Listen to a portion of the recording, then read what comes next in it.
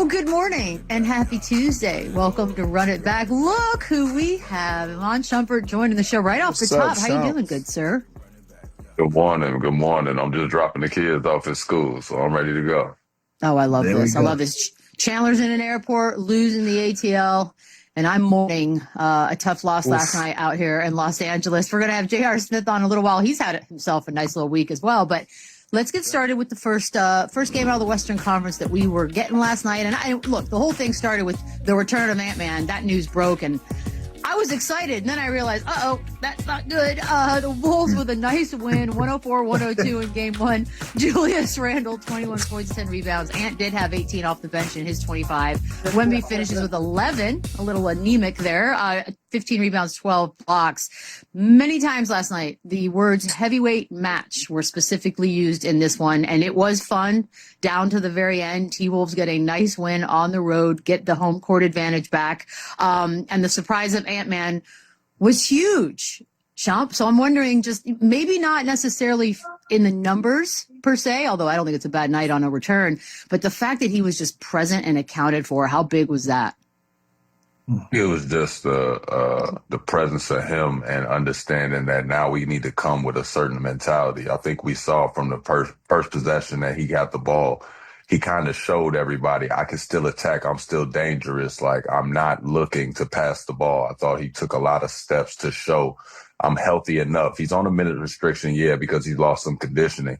But the mindset of Anthony Edwards coming back, I think it adds to everybody and how they drive. Because you just noticed they was getting their shots blocked last night, but they didn't stop. Everybody's attacking. And I think that took something out of Wemby. Yeah, and just think about like even at the end of the game when Ant got going there, they started double teaming him at half court. So just like the simple scout of what changes, that was champagne popping in the background. Nice. Just the way they were guarding. First time turning that down. By the way, it's 7 a.m., just so we're all on the same page. Just the way they were guarding him, like in the second half, was insane because obviously Julius Randle got going a little bit and everybody, kind of played their role and had big moments of the game last night. Mike Conley hitting 4 threes, Terrence Shannon being just like this guy that they're putting the ball in his hands at the top of the key and letting him dissect the defense. And obviously the impact of Wemby on the defensive end is nuts, but the minute he goes out of the game, they just attack downhill. They play even faster. They were going smack at Luke Cornett at the rim. It's just such a difference without him on the floor. So, and honestly, the adjustment that Chris Finch made during that second half when they would put him in the action and kind of take him away from the basket, so there was no rim protection, was just a savvy, smart adjustment by Chris Finch, and started getting easier buckets with Wemby pulled 30 feet outside the hoop. Yeah, I think Minnesota found something in their attack game, right? They know what type of presence Wemby is, but they also know the identity of their team, too. They got a lot of guys that can put their heads down and get to the rim. And not only that, finish in traffic and finish over a 7-foot alien like Wemby. So they never got discouraged. As many blocks as Wemby had, as much impact at the rim that he had, they just never stopped. Shump made a great point there, and that's why Anthony Edwards being in the lineup is so important, especially with his knee injury. Still was in attack mode. Out of 13 shots, only 3 of them were 3-pointers. He was still in attack mode and 11 points in the fourth quarter. That's why you need somebody like that in the game. Your superstar being out, when it's time to win a basketball game, when it's the most important quarter of the game and it being a 2-point win their way, they needed all 11 of those points. They needed him in tech mode. And even if he's not going to be a scorer and we're going to defer a little bit and let Julius Randle take advantage of some of the size mismatches that he had, we still need him on the floor to be able to stretch out the floor and be dangerous or be a decoy or whatever you have. So to have Edwards back in the lineup and to be as impactful as he was, it probably ain't going to jump off the stat sheet, the 18 points that he had, but just his impact and his presence was enough needed for them to go and steal game one. Oh, I yeah, but I mean, each of you guys. Go ahead. Sorry. It wasn't just some little, though. Like at the end, like Chandler was saying, when they sent that double, Ant-Man really took it back to half court. I think it was draw guys out. Was it Harper all over him? Somebody was all over him. He lost the ball Harper twice. was guarding him, and then they was using that to switch Harper on to Randle. He regathered himself, though, to show, like, y'all can keep doing this and testing my knee out, and it's going to burn you. That's what I like exactly most the about player that. talking about, so.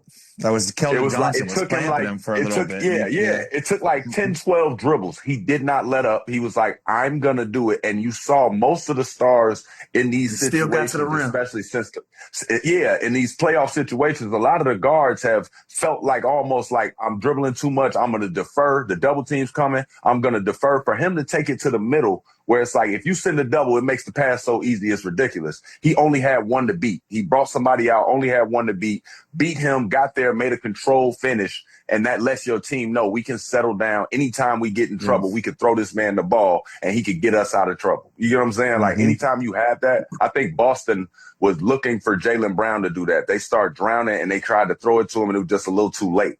But it's like when you have a player like that in the fourth quarter, they can just do the walk-off thing. Like you want to go back and forth, I can go back and forth with you until a timeout comes. And Ant-Man showing that he could do that even when coming off a hurt wheel, I mean, it's impressive to me.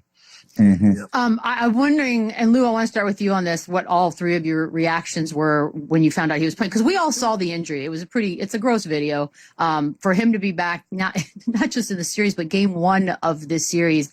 And we always talk about that face of the league and Ant's going to be it, whether he wants it or not, Lou. And I feel like stories like this just add to the legacy of Anthony Edwards. What'd you think when you heard he's back? He's a competitor, and he won't miss it. He won't miss it for the world. He's going to give his teammates everything that he has, even on a bad wheel. Like to everything, to Shump's point and to CP's point, all of this roots back to him just wanting it. I just got to be out there with my guys. They did enough to get us here. I got to do my part in rehabbing hard. I got to do my part staying in the gym around the clock to give myself an opportunity to be out there with the guys because they've earned the right for us to be here and to continue on. So if I can go out there and play at whatever percentage that I can be impactful, I'm going to go out there and give it to my guys. So you got to give Edwards a lot of credit. And you got to give the Minnesota Timberwolves a lot of credit for even putting themselves in a position to get him back on the floor in such a pivotal series that they just went through. So for him to come back, play the way that he did, carry it the way that he did, you got to give all of these guys credit. This is a Minnesota team that you got to take serious, and they just put San Antonio on notice. This is not going to be an easy round for them. Yeah, and just the impact of him being out there, a 50%, 60% Anthony Edwards is better than no Anthony Edwards, right? So, like we saw, he got going a little bit. You could tell he wasn't himself, though. He didn't really have that natural burst. Some of those times he got to the rim, usually he's putting his elbow in the rim. He didn't do any of that, but he still found ways to be effective, like 8 for 13, picked and choose. He only took like 1 or 2 bad shots. And almost helped him just kind of slow down a little bit, get in rhythm, let Jaden McDaniels kind of go, let Julius Randle find a mismatch and go. Like it was such a more balanced attack when he plays like this. And it's just a little bit less explosive, but he can still be an elite scorer enough to where this team, who's a great defensive team in the San Antonio Spurs, still felt they had this double him and take the ball out of his hands at half court on one leg. So his presence alone out there is so huge for this offense because that allows these other guys to get off and have their one-on-one mismatches where they can go because they're still going to have to put Castle and Keldon Johnson and your best perimeter defenders on Anthony Edwards. Whether he's 50% or 100%, he's still a threat. And Terrence Shannon Jr., Jesus Christ. I'm not sure if it was one of those things where it's like, as a coach, you're saying, I know what I got, but this ain't the series for him to go. But the way they have let the reins go on him to let him just go crazy, I think the element of the San Antonio Spurs even getting their minds prepared for this game, I don't think anybody wrote Terrence Shannon Jr. down to be dribbling the ball like a bat out of hell and getting to the basket like this. The way he's getting to the basket, I think it moments that he does it too. He picks and chooses. He only makes you pay consistently on the breakaway. He picks and chooses when to use his burst. And I like it because when you're playing the Spurs, that's what they do to you. There's one guy that goes to the basket. There's another guy that starts beating you from 3. Their guards kind of do that to you where you don't know where the threat's coming from. You just going to switch paces every time the lineup switch up. And I think that with Minnesota adding him to the fold and just letting him do as much, I don't know why they're letting him be so ball dominant, but I love it. Well, I don't know if they have an answer for it. I'm about to say, give that credit to Finch. Yeah. He's earned Finch it. even said last series, he That said, was I've been unbelievable. coaching this dude wrong. I've been playing him in the corner. Like, this dude is talented. We need the ball in his hands in the center of the court, the top of the key, and let him create. And he's crafty and he's strong and he's athletic. So He's so strong. most coaches That's don't what I take was that like, strong with the accountability ball. either. But think about what that does to a young player's confidence when a coach can say, you know what, I was playing you wrong. You do it your way, and let's see what we get out of it. And you In the got playoffs. you got a young, talented, confident player now that says, look, my coach knows that I can play now. My teammates know that I can play now. This is my style of play. This is what I bring to the table. They giving him the keys to do his thing. So you got to give Chris Finch credit, and you got to give Shannon Jr. credit for taking advantage of the opportunity and doing the most with it. I think the word you used there was confident, Lou. Oh, he's confident. He had some words for Wemby after this game. He's- It's different with Wimpy there. What is that like? You still attacking, you still